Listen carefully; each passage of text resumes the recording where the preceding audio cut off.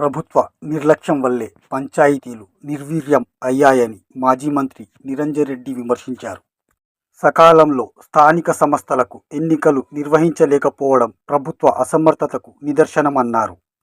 ప్రభుత్వ పనితీరు బాగుంటే ప్రజలు బ్రహ్మరథం పడతారని, కానీ కాంగ్రెస్ ప్రభుత్వంపై ప్రజల్లో తీవ్ర అసహనం, అసంతృప్తి ఉందని పేర్కొన్నారు. పార్టీ పరంగా ఎన్నికలు జరగకపోయినా గులాబీ జెండా, కేసీఆర్ బొమ్మ, స్థానిక బీఆర్ఎస్ నాయకులు కలిస్తే చాలు ప్రజలు గుండెలకు హత్తుకుంటారని తెలిపారు. ఇది ప్రభుత్వంపై ప్రజల ఆగ్రహానికి స్పష్టమైన నిదర్శనమని నిరంజన్ రెడ్డి అన్నారు. బీఆర్ఎస్ అభ్యర్థులకు లభించిన మద్దతు చూస్తే ప్రభుత్వం పతనం అంచులో ఉందని అర్థమవుతోందని వ్యాఖ్యానించారు. అధికార పార్టీ ఎన్ని అరాచకాలు, దౌర్జన్యాలు, ప్రలోభాలకు పాల్పడినా ప్రజలు స్పష్టమైన తీర్పు ఇచ్చారని నిరంజన్ రెడ్డి అన్నారు.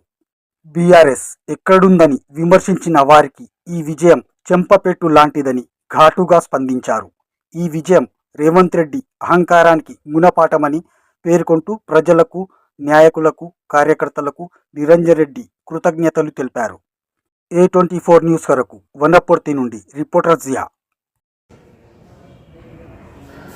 రాష్ట్రంలో 2 సంవత్సరాల క్రితం జరగాల్సినటువంటి గ్రామ పంచాయతీల ఎన్నికలు ఇప్పుడు ఉండేటువంటి రాష్ట్ర కాంగ్రెస్ ప్రభుత్వం ఉద్దేశపూర్వకంగానే వాయిదా వేస్తూ రావడంతో పాటు గ్రామ పంచాయతీలకు రావాల్సినటువంటి నిధులు రాకుండా ప్రభుత్వమే కాలయాపన చేయడం ద్వారా పంచాయతీలకు, గ్రామాలకు నష్టం జరిగింది. ఎటకేలకు కోర్టు యొక్క ఇంటర్వెన్షన్తో, కోర్టు మందలించడంతో తప్పనిసరి పరిస్థితులలో ఎన్నికలు నిర్వహించారు. సరే, పార్టీ రహిత ఎన్నికలే అయినప్పటికీ కూడాను ఆయా రాజకీయ పార్టీలే అభ్యర్థుల్ని బలపరిచి, మద్దతిచ్చి, రంగంలో దించి ప్రత్యక్షంగా రాజకీయ పార్టీలే ప్రచారం చేయడం, దాంతోపాటు సాక్షాత్తు ముఖ్యమంత్రి ఆయా జిల్లాల పర్యటన గ్రామ పంచాయతీ ఎన్నికల సందర్భంలోనే నిబంధనలకు విరుద్ధంగా పెట్టుకొని ఆయా జిల్లాలు పర్యటించి ప్రజలకు అప్పీల్ చేయడం, సర్పంచ్ని గెలిపించడమని ఇదంతా మనం చూస్తున్నాం.